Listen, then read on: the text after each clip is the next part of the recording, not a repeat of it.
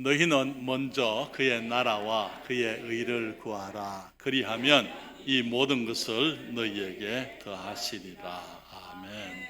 마태복음 28장 1절부터 10절인데요. 제가 천천히 읽으면서 10절 말씀을 함께 읽도록 하겠습니다. 28장 1절입니다. 안식일이 다하여가고 안식 후 첫날이 되려는 미명에 막달라 마리아와 다른 마리아가 무덤을 보려고 왔더니 큰 지진이 나며 주의 천사가 하늘로서 내려와 돌을 굴려내고 그 위에 앉았는데 그 형상이 번개 같고 그 옷은 눈같이 희근을 수직하던 자들이 저를 무서워하여 떨며 죽은 자같이 되었더라. 천사가 여자들에게 일러 가로되 너희는 무서워 말라. 십자가에 못 박힌 예수를 너희가 찾는 줄을 내가 아노라. 그가 여기 계시지 않고 그의 말씀하시던 대로 살아나셨느니라. 와서 그의 누우셨던 곳을 보라. 또 빨리 가서 그의 제자들에게 이르되 그가 죽은 자 가운데서 살아나셨고 너희보다 먼저 갈릴리로 가시나니 거기서 너희가 배우리라 하라.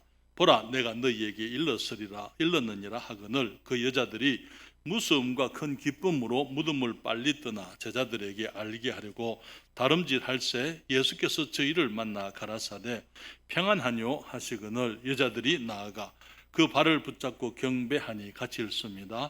이에 예수께서 가라사대 무서워 말라. 가서 내 형제들에게 갈릴리로 가라 하라. 거기서 나를 보리라 하시니라. 아멘. 기도하겠습니다. 거룩하신 아버지 하나님, 저희들로 하여금 우리 주 예수 그리스도의 놀라우신 희생으로 말미암은 복음을 우리가 믿어서 하나님의 자녀가 되게 하시고 천국의 소망 가운데 이 땅을 살아가도록 은총을 베풀어 주신 것을 감사드립니다. 우리 안에 있는 평안과 기쁨을 감사드릴 뿐만 아니라 또 저희들이 한 곳에 모여서 이렇게 교회를 이루고 또 우리가 주의 말씀과 주님을 찬양하는 이 찬양과 또 주님을 섬기는 예배 가운데 우리 성도들이 함께 모여서 우리들이 사랑하고 서로 돌보고 함께 격려하며 주님의 일을 같이 이루어갈 수 있도록 복된 교회를 허락하신 것을 감사드립니다. 이제 주님 다시 한번 저희들에게 주님의 진리의 말씀을 통하여 하나님께서 우리를 위해서 예비해 놓으신 놀라운 축복들을 우리가 발견하게 하시고 또 확신을 알게 하시고 우리들이 이 땅에서 당당하게 그리스도인답게 우리 주님 예수 그리스도의 보혈로 말미암아 구원받은 사람들처럼 이 세상의 빛과 소금의 직분을 감당하며 이 많은 사람들에게 복을 끼치는 우리들이 되도록 도와주시옵소서. 주의 말씀을 축복하셔서 주의 이름을 홀로 영화롭게 하시기를 기도합니다. 예수님의 이름으로 기도했습니다. 아멘. 자리에 앉으시겠습니다. 지난 한 주는 매우 바빴습니다. 그렇죠? 지난 금요일 9월 1일부터 주일까지 3일까지 우리 교회 부흥회가 우리 교회의 첫 부흥회가 있었습니다. 너무나 복된 시간이었습니다. 그리고 월요일부터 또 우리가 수요일까지 수요일 오전까지는 우리가 지난 4년 동안 가지지 못했던 근본주의 침례교 사경회를 개최하면서 전국 여러 곳에서 많은 목사님들과 사모님들이 함께 오셔서 우리들에게 큰 은혜의 시간이 됐습니다. 특별히 다시 한번 우리들의 부흥회와 또 사경회를 위해서 우리 수고해 주신 정말 음으로 양으로 물심으로 함께 수고하시고 기도해 주신 성도 여러분들 한 분 한 분을 인해서 주님께 감사드립니다. 우리는 루이스 목사님의 그 말씀을 통해서 부흥이라는 것이 어떤 특별한 영적 경험이나 감정적으로 우리를 흥분케 하는 그러한 사건, 그런 것을 의미하는 것이 아니다라고 말씀을 드렸습니다. 사람들이 많이 모여가지고 북적거리고 그런 것들이 부흥이 아니고, 부흥이라는 것은 우리가 정상적인 그리스도인의 삶을 살아가는 것이 부흥이다, 그런 말씀을 우리가 함께 배워드렸어요. 그리고 무엇이 우리가 정상적인 그리스도인, 성령 충만한 그리스도인의 삶을 살아가는데 방해가 되는지 그 요소들을 생각을 했고, 또 우리가 정상적인 그리스도인의 성령 충만한 삶을 살아가기 위해서 우리가 어떻게 회개하고 돌이켜야 할 것인지 함께 말씀도 봤습니다. 그리고 우리들이 그 정상적인 그리스도인의 삶, 다시 말하면 회복되어진 그리스도인의 삶을 살게 될 때에 우리가 누리는 능력 있는 삶에 대해서도 함께 생각을 우리가 했는데요. 거기에 이제 우리가 정상적인 그리스도인의 삶을 살게 됨으로써 우리들이 누릴 수 있는 축복들 가운데 하나가 영적인 열매를 맺는 것이다, 그렇게 말씀을 들었습니다. 그래서 우리들이 이제 열매를 맺어야 될 가을철이 왔습니다. 그렇죠? 지난 1년 동안 우리가 이 정초부터 1월 첫 주부터 우리는 오늘 우리의 그 주제 말씀, 너희는 먼저 그의 나라와 그의 의를 구하라, 그리하면 이 모든 것을 너희에게 더하시리라 하신 그 말씀을 중심으로 많은 진리의 말씀들을 우리가 함께 생각을 했습니다. 이제는 우리들이 진리의 말씀을 생각하고 배웠기 때문에 이제 가을철에 이제는 주님의 영광을 위해서 우리의 삶 속에서 주님이 주시는 열매들을 이제는 맺고 하나님께 이제 열매를 돌려 드려야 될 그런 때가 되었다고 생각이 되어집니다. 그것이 그 정상적인 그리스도인의 삶, 다시 말하면은 부흥, 하나님의 영적 생명을 누리는 사람들의 삶 속에서 나타날 수 있는 정상적인 모습이라고 말씀을 드렸습니다. 사랑하는 여러분, 이 부흥이라는 그 단어의 그 근본적인 뜻은 회복이다, 혹은 소생이다, 혹은 죽은 사람이 살아나는 것이다 라는 것을 우리가 함께 생각을 했습니다. 그런데 이 모든 부흥의 원천은 예수 그리스도의 부활인 것을 우리가 잘 알고 있습니다. 우리 요한복음 11장 25절부터 26절에 주님 말씀하시기를, 예수께서 가라사대 나는 부활이요 생명이니 나를 믿는 자는 죽어도 살겠고, 이것이 부흥 아닙니까? 소생이죠. 그렇죠? 죄인들이 예수님을 믿음으로 이제는 새 생명을 얻게 되는 것, 그것이 참된 부흥이요 부흥의 시작인 것입니다. 주님 말씀하시기를, 무릇 살아서 나를 믿는 자는 영원히 죽지 아니하리니, 다시 말하면 우리가 믿음으로 구원받은 사람들은 그 구원의 이 영적 생명을 잃어버리지 아니하고 다시는 죽지 아니하고 다시는 영적 죽음을 경험하지 아니하고 우리 하나님 안에서 이제 이 영원한 생명을 누리며 살아가게 된다고 말씀을 하는 것입니다. 그래서 이 그리스도의 부활은 죄로 죽은 인류를 새 생명으로 구원하시려는 하나님의 장구하고 장엄한 구원의 역사의 결정인 것입니다. 영원토록 지옥에서 고통할 죄인들을 구원하시려는 하나님의 은혜의 사역의 완성이 우리 주님의 부활인 것입니다. 죄로 저주받은 인류를 죄의 고통과 상처에서부터 벗어나 죄 용서와 하늘의 평안을 누릴 수 있는 영적 해방의 대역사가 완성되어진 것이 우리 주 예수 그리스도의 부활인 것이죠.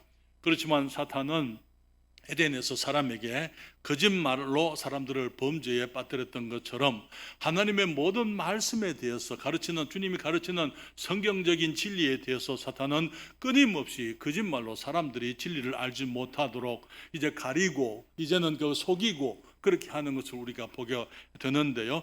예수님의 부활에 대해서도 마찬가지예요. 지난 2000년 동안 사탄은 수많은 거짓말을, 또 거짓 선지자들을 통해서 이제는 새로운 잘못된 교리들을 만들고 그리스도의 부활을 덮으려고 애를 써왔던 것을 우리가 잘 알고 있습니다.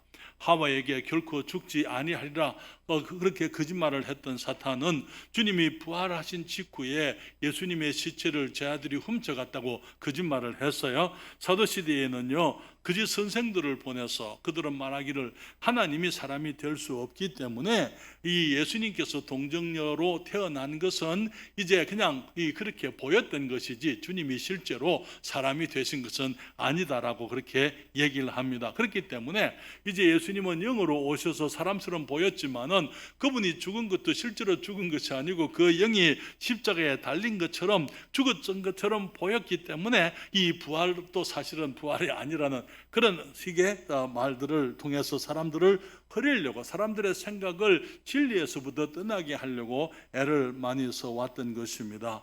여기 우리가 살고 있는 20세기, 21세기에서는요 이 많은 사람들이 소위 신학자라는 타이틀을 가지고는 이 성경의 신빙성에 하나님의 말씀이 하나님의 말씀인 것에 대해서 그들이 도전을 하고 거짓말을 했던 것을 우리가 아는데요. 그들은 말하기를 성경은 문자적으로 믿을 수 있는 것이 아니라고 주장을 했습니다. 성경은 전체가 하나님의 말씀이 아니고 말씀의 일부가 포함되어져 있다, 그런 식으로 얘기를 하기를 시작을 했어요. 그래서 소위 이제 이 학구적인 마음, 학문을 추구하는 사람들 혹은 과학적인 마음을 가진 사람들이 이런 사람들의 말을 듣고는 그것에 미혹되어서 믿음을 떠나는 일들이 많이 있었더랬습니다. 여러분, 우리 거기 20세기 말에 여러분 거기 이 브라운이라는 사람이 다빈치 코드라는 책으로 예수님의 십자가에 대해서 이 사람들을 호도한 것, 여러분 잘 알고 계십니까? 혹시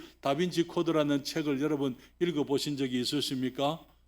안 읽어보셨어요? 잘하셨습니다. 안 읽어보셔도 괜찮은 책이에요. 그러나 소위 식자들, 안다고 하는 사람들, 소위 이 영적으로 이렇게 깨어있기를 원하는 사람들이 이제는 성경을 떠나서 소위 이제 성경을 공격하기 위해서 하는 얘기들 중에 이런 이 다빈치 코드의 거기에 보게 되면은 예수님이 실제로 죽은 것이 아니고 나중에는 무덤에서 살짝 나와가지고 막달라 마리아하고 결혼을 해서 예수님의 가문이 프랑스에서 살고 있다, 그런 식의 얘기를 하는 것, 그런 것들이 이 소위 하나님 사람들의 믿음을 흔들리기 위해서 하는 사탄의 거짓말들인 것입니다. 그리고 얼마 전에는 이 다큐멘터리 영화가 나왔는데요, The Lost Tomb of Jesus, 예수님의 잃어버린 무덤, 그렇게 해가지고 이제 예수님의 가족의 무덤이 발견됐다는 식의 그런 거짓말들을 이제 이 믿지 않는 사람들이 믿는 사람들의 마음을 흐리기 위해서 그렇게 얘기를 했습니다. 그런데 거기서 하는 그 얘기들이 너무나 뻔한 각본이었기 때문에 학계에서나 종교계에서 그런 소리가 나와도 아무 반응을 안 보이는 게 왜? 너무나 뻔한 거짓말이기 때문에 그것에 대해서 어떤 중요성을 느끼지를 않는 것입니다. 이게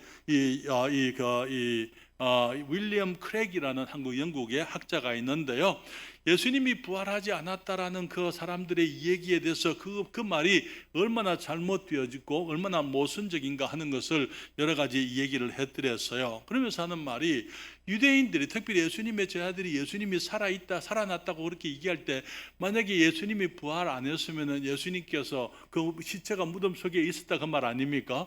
그 무덤 속에 예수님의 시체를 감춰놓고는 예수님이 부활했다라고 만약에 예수님의 제자들이 얘기했다는 것은 그것은 너무나 거짓된 것이기 때문에 그런 일은 있을 수가 없다, 사람들이 상상할 수 없는 것이다, 그렇게 얘기를 해야죠. 그러면서 예수님의 제자들은 만약에 예수님이 부활하지 않았다면은 자기들의 거짓말을 위해서 목숨을 걸고 그들이 순교를 했다, 그 말 아닙니까? 그렇잖아요.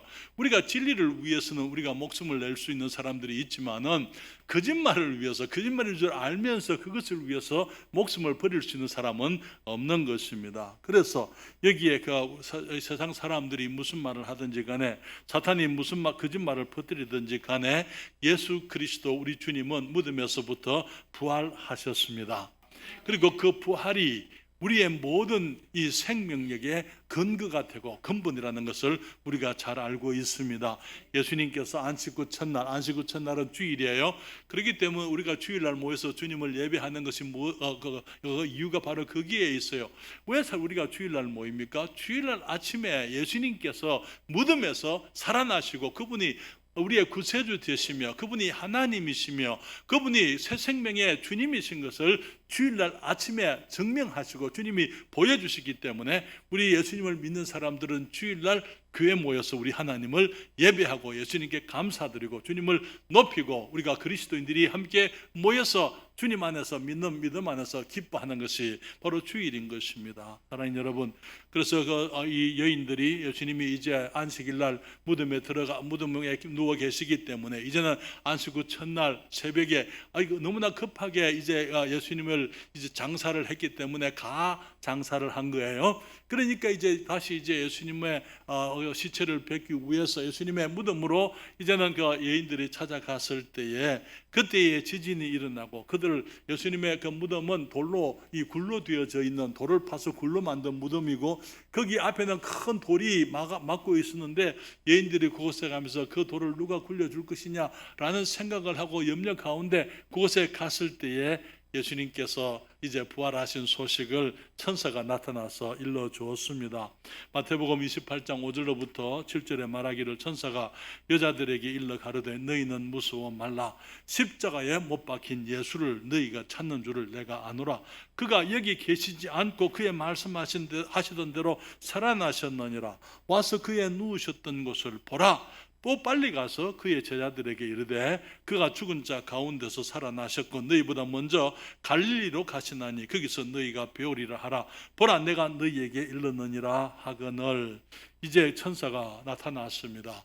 예수님이 살아나신 그 소식을 여인들에게 전했습니다. 와서 그 누우셨던 곳을 너희들이 확인을 해보라 그렇게 얘기를 했어요. 지금도 예루살렘 바깥에 가든툼이라는 곳이 있습니다. 이제 거기 예수님의 빈 무덤에 이 정원이라는 뜻이지요. 그곳에 가게 되면 빈 무덤이 하나 있습니다. 그 무덤은 급하게 그 아리마대 사람 요셉이 끝내지 않고 완성하지 않았던 무덤이에요. 그러나 예수님을 빨리 묻어야 됐기 때문에 완성되지 못한 그 무덤에 예수님을 묻었다고 그렇게 성경은 얘기를 하고 있습니다. 그게 완성되지 아니한 돌무덤이 지금도 있습니다. 거기 앞에 그 무덤 앞에 보게 되면은 그가 여기 계시지 않고 살아나셨느니라. 이 영어로 이제 그 무덤 입구에 문을 달아놨어요. 나무 문을 달아놓고는 거기에 그가 여기 계시지 않고 살아나셨느니라 그렇게 선언을 하고 있는 것입니다. 여기 주님 말씀하시기를 천사가 말하기를 빨리 가서 그의 제자들에게 이 소식을 알려줘라 그렇게 얘기를 했습니다. 여러분 지금 누구보다도 그 소식이 필요한 사람들이 우리 주님의 제자들이었어요. 그들은 주님께서 갑자기 돌아가셨기 때문에 그 슬픔과 당혹감 속에서 그들이 3일간의 그 큰 어두움 속에 저들이 살고 있었기 때문에 천사가 말하기를 빨리 가서 그의 제자들에게 예수님이 살아나셨다는 소식을 전하라 그렇게 얘기를 했던 것을 보게 됩니다.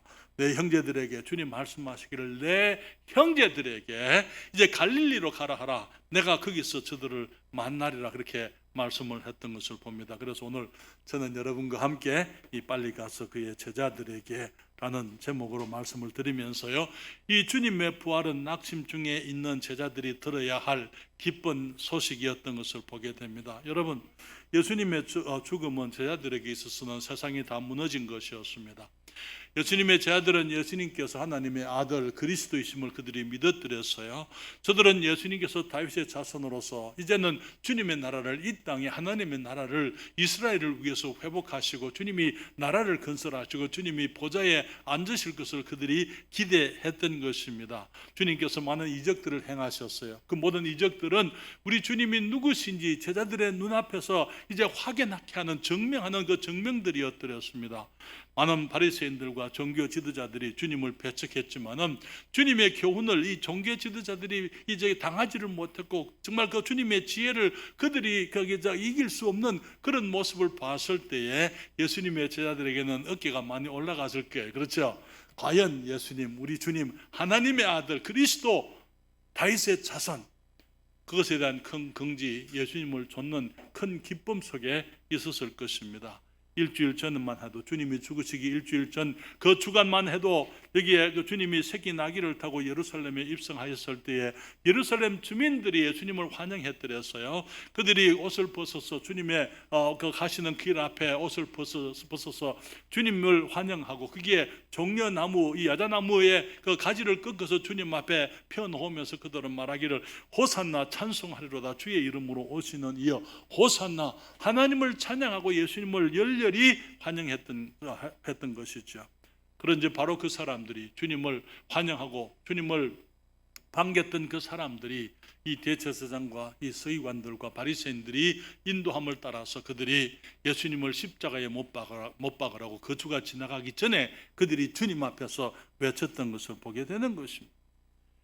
빌라도는 예수님을 놓아주기를 원했더랬어요. 예수님께 아무 죄가 없다는 것을 알고 있었습니다. 왜 바리새인과 이 대제사장들과 이 서기관들이 왜 예수님을 배척했는지 그는 잘 알고 있었어요.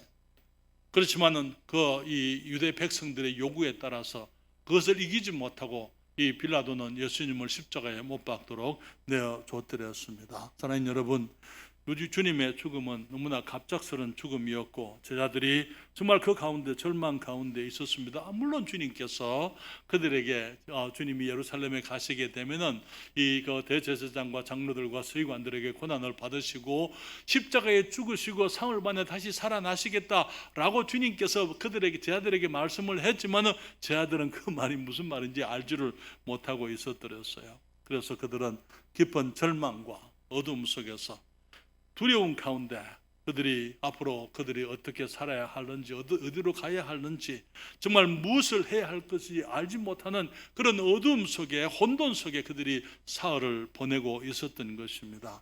그런데 우리 주님께서 이제는 일어나셔서 무덤에서 일어나시고 주님이 부활하셔서 여인들에게 말하기를 빨리 가서 제자들에게 그것을 알려라 그렇게 말씀을 했던 것입니다. 여러분, 야곱이 요셉이 죽은 줄 알았다고 우리가 지난번 이제 이 부활에 대해서 소생에 관해서 이렇게 우리가 야곱은 요셉이 죽은 줄 알았는데 나중에 보니까 요셉이 살아 있는 것이 이제 증명이 되었어요. 요셉이 아버지를 모시고 오라고 보내는 이제 마차들 거기에 있는 거기 온갖 그 아름다운 그 물품들을 봤을 때에 내 아들 요셉이 지금까지 살아 있으니 내가 가서 봐야 되겠다라고 하면서 그 기운이 소생했다 그렇게 얘기를 했습니다. 낙심 가운데 있는 제자들, 절망 속에서 어둠 속에 있었던 그 제자들에게 가장 필요한 것이 무엇이었습니까? 우리 주님이 살아계신다는 소식이었어요. 주님이 살아나셨다는 소식이었던 것입니다. 빨리 가서 그의 제자들에게 이르되 그가 죽은 자 가운데서 살아나셨고 너희보다 먼저 갈릴리로 가시나니 거기서 너희가 배우리라 하라. 그런데 우리 주님께서 자기 자신의 그 부활의 소식을 알리기 위해서 갈릴리까지 주님이 가기를 기다리지 않으셨던 것을 보게 됩니다. 다시 말하면 아직 제자들이 갈릴리로 출발도 하기 전에 그날 밤에 그들이 아직까지 거기서 모여서 이제 유대인들을 두려워하여서 주님의 그 부활의 소식에 대해서 그들이 궁금해하고 있을 그때에 그날 밤에 주님께서 그들에게 오셔서 실제로 그들에게 자기 자신을 보여주셨더랬어요. 우리 요한복음 20장 19절로부터 20절 이날 곧 안식 후 첫날 저녁 때에 주님이 부활하신 날 그 저녁 때에 제자들이 유대인들을 두려워하여 모인 곳에 문들을 닫았더니 예수께서 오사 가운데 서서 가라사대 너희에게 평강이 있을지어다 이 말씀을 하시고 손과 옆구리를 보이시니 제자들이 주를 보고 기뻐하더라. 주님께서 이 제자들이 내가 갈릴리로 가자, 갈릴리에서 내가 너를 보겠다 그렇게 말씀은 했지만은 제자들이 갈릴리에 오기 전에 주님께서 아예 제자들에게 자기 자신을 보여주시는 거예요. 그러면서 제자들이 갈릴리로 가면서 그 의혹하고 그들이 그 불안해하고 정말 그들이 의심하고 그런 시간을 아예 주님이 없애버리셨던 것을 보게 되는 것입니다. 그리고는 나중에 이제 주님께서 갈릴리에 다시 나타나는 사건이 있게 되는데요. 여러분, 요한복음 21장입니다. 요한복음 21장 다 같이 성경을 펴시고 그때 1절부터 6절까지 말씀을 보십니다. 요한복음 21장 1절부터 6절입니다. 그게 제가 성경을 읽겠습니다. 그 후에 예수께서 디베랴 바다에서, 디베랴 바다는 바로 갈릴리 바다를 말하는 것입니다. 게네사렛 호수라고도 말을 하기도 하고요. 그래서 디베랴 바다에서 또 제자들에게 자기를 나타내신 일이 이러하니라. 시몬 베드로와 디두모라 하는 도마와 갈릴리 가나 사람 나단나엘과 세베대의 아들들은 바로 요한과 야고보를 말하는데요. 또 다른 제자 둘이 함께 있더니 시몬 베드로가 나는 물고기 잡으러 가노라 하매 저희가 우리도 함께 가겠다 하고 나가서 배에 올랐으나 이 밤에 아무것도 잡지 못하였더니 날이 새어 갈 때에 예수께서 바닷가에 서셨으나 제자들이 예수신 줄 알지 못하는지라. 예수께서 이르시되 얘들아 너희에게 고기가 있느냐 대답하되 가라사대 없나이다. 가라사대 6절입니다. 그물을 배 오른편에 던지라 그리하면 얻으리라 하신데 이에 던졌더니 고기가 많아 그물을 들 수 없었더라. 여러분, 그들이 예루살렘을 떠나서 갈릴리로 다시 돌아갔습니다. 그런데 주님의 제자들과 함께 있을 때 베드로는 그들 중에 지도자 아닙니까? 베드로가 말하기를 나는 물고기 잡으러 가노라 그렇게 얘기를 했습니다. 다른 제자들이 우리도 가겠다 그렇게 얘기를 했어요. 그리고는 이제 디베랴 바다에서 옛날에 하던 식으로 예수님을 만나기 전부터 그들이 평생 이제 그 디베랴 바다 갈릴리 바다에서 고기를 잡아왔던 것처럼 다시 그들이 밤이 맞도록 그들이 고기를 잡기 위해서 그물을 던졌지만은 하나도 잡지를 못했습니다. 새벽에 저 동이 틀 때에 주님께서 이 해변에 서셨습니다. 아무도 예수님인 줄 알지 못했더랬어요. 예수님 말씀하시기를 얘들아 너희에게 고기가 있느냐? 없나이다. 주님 말씀하시기를 그물을 배 오른편에 던지라. 오른편에 던졌더니 그물에 고기가 너무나 많아서 들 수가 없을 정도가 됐어요. 그때 무슨 일이 있습니까? 요한이 말하기를 주시다. 주님이 오셨다. 성경은 말하기를 베드로가 7절에 예수의 사랑하시는 그 제자가 베드로에게 이르되 주시라 하니 시몬 베드로가 벗고 있다가 주라 하는 말을 듣고 그릇을 두른 후에 바다로 뛰어내리더라. 여러분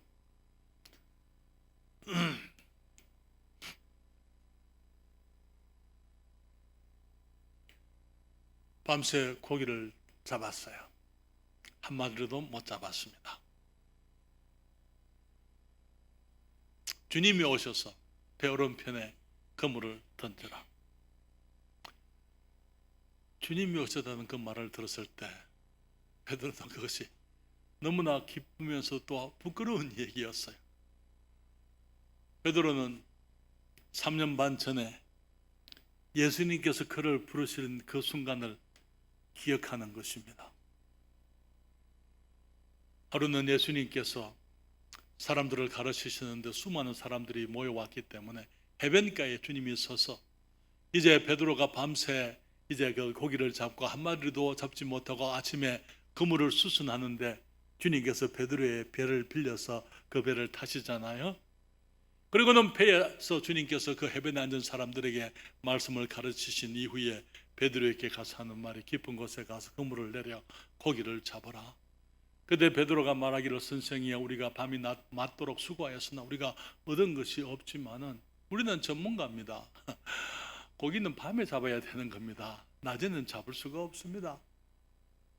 그는 말하기를 우리가 밤이 맞도록 수고하였으되 우리가 얻은 것이 없지만은 말씀에 의지하여 그렇게 말씀하시니까 내가 그물을 내리리이다. 그리고 깊은 곳에 가서 베드로가 그물을 내렸더니 무슨 일이 있었어요? 거기에 그물에 고기가 너무나 많이 잡혔기 때문에 거기 한 배에 다 실을 수가 없고 요한과 야고보의 배를 불러서 2배 가득히 그물에 고기를 잡았던 그 사실을 그때를 기억했습니다. 그때 베드로는 주님 앞에 어떻게 했습니까? 그 많은 고기를 잡았을 때, 생선을 잡았을 때 그는 주님 앞에 무릎을 꿇고 주여 나를 떠나소서. 조금 전에 그는 선생이라고 불렀었어요. 이제는 주님이라고 부릅니다. 그러면서 나를 떠나소서 나는 죄인으로서이다. 주님 말씀하시기를 무서워 말라. 네가 앞으로 사람을 낚으리라. 사람을 낚는 어부가 되게 하겠다. 그리고는 예수님과 함께 그는 동행하면서 예수님의 그 위대함을 그가 받고 예수님이 그리스도시요 살아계신 하나님의 아들이심을 가장 먼저 그는 자기 입으로 주님께 고백했던 사람이에요. 그런데 그 베드로가 지금 옛날의 모습으로 다시 돌아가 있는 것을 보게 되는 거예요. 나는 물고기 잡으러 가노라. 다른 사람들이 그를 쫓아갔더랬어요. 주님이 오셔서 너희에게 고기가 있느냐? 그물을 배 오른편에 던져라. 그 사건이 베드로로 하여금 3년 반 전에 예수님을 처음 만났던 그 기억을 그곳으로 돌아가게 만드는 것입니다. 무덤에 그가 옷을 벗고 있다. 옷을 벗고 있단 말이 무슨 의미인지 여러분 아시겠죠? 방심하고 이제는 옛날 모습으로 지금까지 경험했던 그 모든 것에 대해서 이제는 주님이 부활한 것도 봤지만은 더 이상 다른 거기 소망 없이 목적 없는 그런 삶. 여러분 물속에 들어갈 때는요 옷을 입고 있다가 옷을 벗고 들어가는 게 그게 정상 아닙니까? 그렇죠? 베드로가 어떻게 했습니까? 옷을 벗고 있다가 옷을 입고는 그 다음에 물속으로 뛰어 들어가서 너무나 부끄러웠어요. 사랑하는 여러분, 우리는 그리스도인으로 살아가면서 우리의 믿음의 삶 속에서 때로는 절망과 낙심과 실망과 우리들의 마음의 어떤 고통과 어두움 속에 우리들이 방황할 수가 있습니다. 그렇지만 감사한 것은요, 우리 주님이 살아나셨습니다. 때로는 우리가 예기치 아니한 어떤 어려움 속에 살아갈 수 있지만, 그러나 우리가 기억해야 될 것은 주님 말씀하시기를 빨리 가서 제자들에게, 우리 주님을 믿는 사람들이 때로는 소망 없이 상처와 아픔 속에 우리가 살아가게 될 때에 주님께서는 우리가 주님이 살아계심을 알기를 원하십니다. 다른 여러분, 주님 말씀하시기를 너희는 갈릴리로 가라, 거기서 너희가 나를 보리라, 그렇게 말씀을 했잖아요. 갈릴리에서 그들이 다시 주님을 만났습니다. 여러분의 갈릴리는 어느 곳입니까? 여러분이 처음 만났던 그곳, 우리 주님을 처음 발견했던 그곳,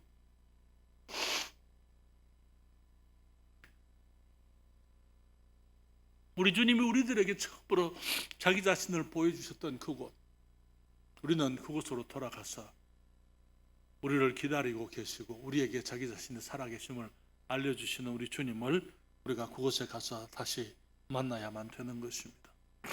빨리 가서 제자들에게 말씀을 하셨어요. 주님의 부활은 죄의식 속에 괴로워하고 있던 제자들이 들어야 될 소식이었습니다. 겟세마네 동산에서 주님이 잡혀가실 때 모든 제자들이 다 주님을 버리고 떠나갔더랬어요. 성경은 말하기를 내가 목자를 치리니 양들이 흩어지리라 하신 예언이 성취된 것이라고 성경은 말하고 있습니다.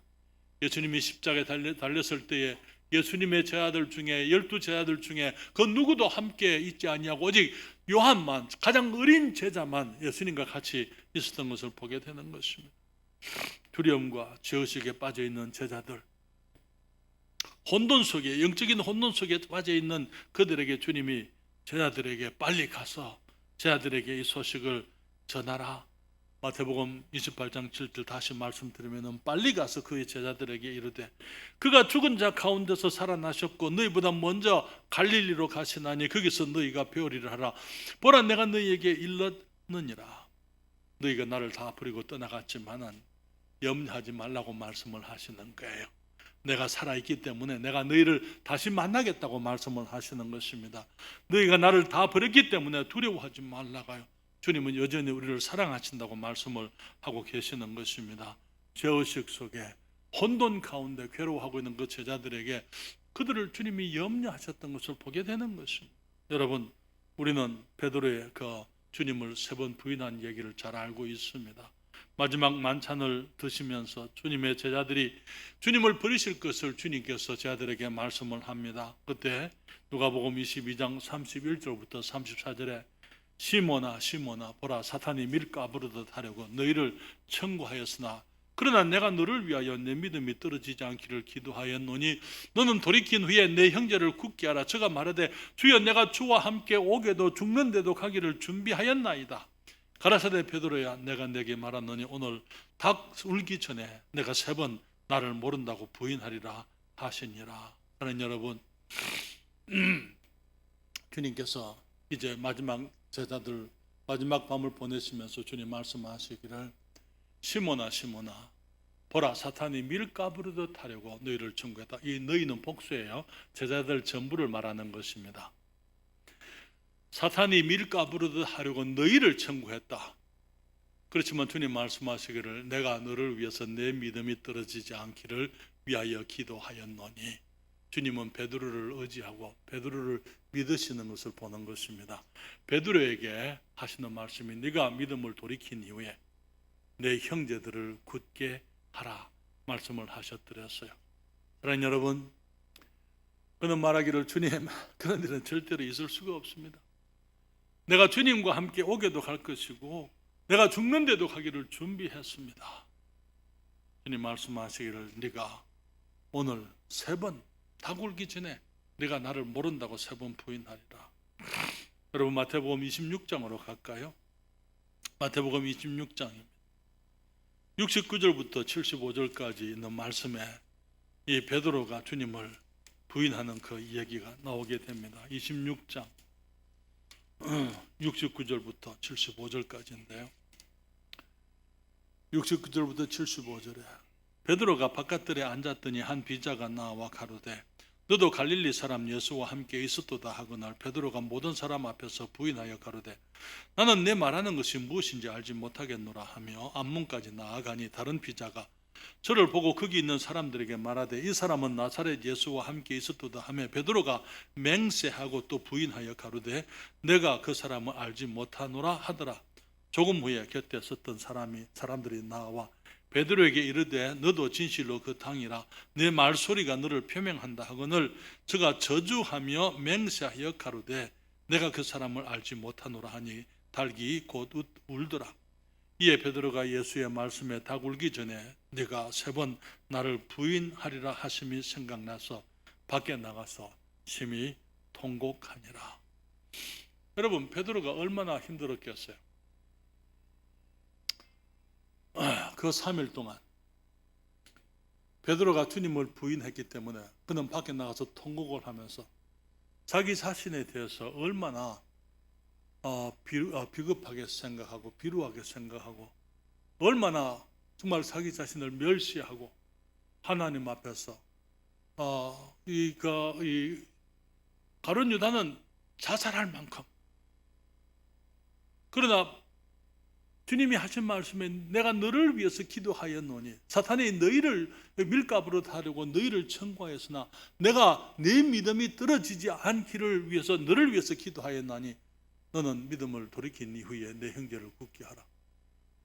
베드로는 그 말씀, 그 엄청난 의탁 그 앞에서 그는 자기 자신에 대한 어떤 이 부정적인 생각들 자신의 연약함과 비겁함을 인해서 스스로가 저주스러워서라고 생각이 되어집니다. 주님이 부활하셨습니다.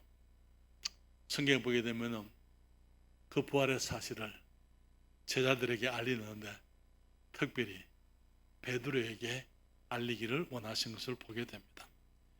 마가복음 16장 6절과 7절입니다. 그 여자들에게 청년이 천사가 나타나서 말하기를 청년이 이르되 놀라지 말라 너희가 십자가에 못 박히신 예수를 나사렛 예수를 찾는구나. 그가 살아나셨고 여기 계시지 아니하니라. 보라 그를 두었던 곳이니라. 그리고 그 다음에 뭐라고 얘기합니까? 가서 그의 제자들과 그 다음에요 베드로에게 이르기를 그의 제자들과 베드로에게 이르기를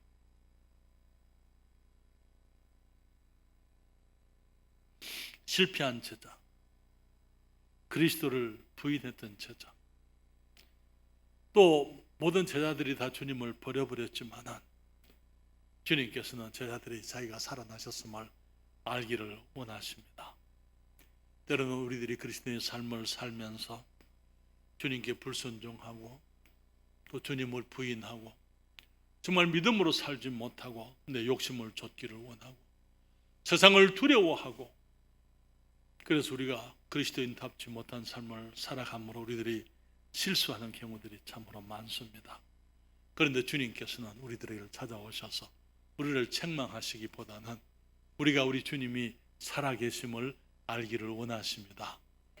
우리가 비록 넘어지고 때로는 거기 무릎이 깨어지고 우리가 박이 터질 수도 있어요. 우리가 실패 가운데서 우리가 주님을 마음을 아프게 할 수가 있지만은 그러나 우리 주님은 우리들이 주님이 살아계심을 알기를 주님이 원하시는 것입니다. 제자들에게 그 제자들과 베드로에게 주님께서 그 소식을 전하기를 원하셨습니다. 한 가지 잠깐 말씀을 더 드리면요, 우리 주님의 부활은 온 세상이 들어야 될 구원의 소식이다라고 말씀을 드립니다. 그리스도께서 이제는 십자가에서 우리 구원을 다 이루셨어요.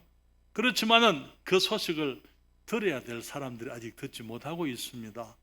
그래서 주님께서는 제자들에게 이제 이 구원의 소식, 예수님의 부활의 소식을 알고 그리고 그것을 아직까지 알지 못하는 다른 사람들에게 전하게 하시려고 베드로에게 네가 믿음을 돌이킨 이후에 네 형제를 굳게 하라 말씀하신 것처럼 이제는 주님께서 우리들이 예수님이 부활하신 사실을 아는 사람들이 영적 생명을 얻고 거듭난 사람들이 이제는 나가서 온 세상에 이 복음을 전하게 되기를 주님이 원하시는 것입니다.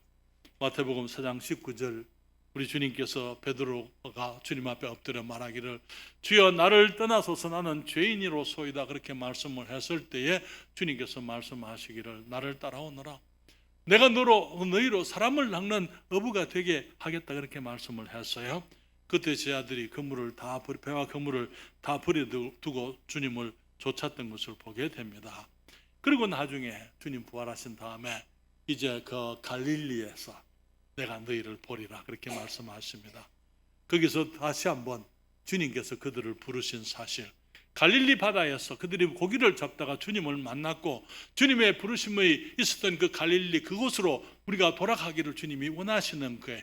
그리고 거기에서 이제 다시 그들을 만나주시고 그들의 소명을 재확신하게 하시고 디베레 바다에서 베드로에게 주님 나타나시고 그때 주님이 처음 불렀을 때 그들이 배와 그물과 부친과 집을 다 버리고 주님을 쫓았던 그 제자들에게 주님이 다시 오셔서 갈릴리에서 주님이 그들을 향해서 가지신 그 계획을 다시 확인하게 하시는 것을 보게 됩니다. 요한복음 21장에 주님이 제자들에게 부활하신 이후에 이제 오셨을 때에 그 주님께서 이제 제자들이 물 밖으로 나오니까 거기에 고기를 생선이 불 위에 올려져 있습니다. 떡도 준비되어져 있습니다. 주님 말씀하시기를 와서 조반을 먹어라. 밤새 고기 잡느라고 고생한 그 제자들에게 와서 조반을 먹어라. 그러시고는 주님께서 베드로에게 물으십니다. 베드로야 네가 이 모든 사람들보다 이 모든 것들보다도 나를 더 사랑하느냐? 베드로가 주님 내가 주님을 사랑하는 줄을 주께서 아시나이다. 주님이 부활하시기 전에 주님이 십자가 가시기 전에는 오게도 주님 내가 주님을 결코 버리지 않겠습니다 했던 그 베드로가 이제는 주님께 예 주님 사랑합니다라고 말하지 않아요. 내가 주님을 사랑하는 줄을 주님이 아십니다. 주님 말씀하시기를 내 어린 양을 먹이라. 주님 말씀하시기를 요한의 아들 시몬아 네가 나를 사랑하느냐. 그가 말하기를 주님 모든 것을 아시니까 내가 주를 사랑하는 줄을 주께서 아시나이다. 내 양을 치라. 세 번째 주님이 물었을 때에 베드로가 근심했어요. 왜 주님이 세 번이나 내게 이 질문을 하시는가? 주님께서 내가 주님을 사랑하는 줄 주님이 알고 계십니다. 내 양을 먹이라 말씀을 하십니다. 그리고는 주님께서 이제 베드로를 통해서 주님이 역사하시고 베드로를 사용하시던 것을 보게 됩니다. 오순절에 성령 충만함을 받고 복음의 말씀을 전할 때에 3,000명의 사람들이 주님을 믿고 구원에 이르게 되고 침례에 순종하게 됩니다. 그 다음에 이제 그 요한과 함께 이 성전 미문에 들어가다가 안전뱅이를 일으켰어요. 그 일로 말미암아 5,000명의 사람들이 주님을 알게 되고 예수 그리스도께서 구세주이시며 예수께서 부활하신 그 사실을 이제 그들이 알게 되고 이 베드로의 설교를 통해서 5,000명의 사람들이 구원받게 되고요. 그 다음에는 수많은 무리가 주님을 영접하게 되고 이방인 고넬료의 집에 복음이 전해서 천국 문이 이제는 이방인들에게 열리게 되는 것을 보게 되는 것입니다.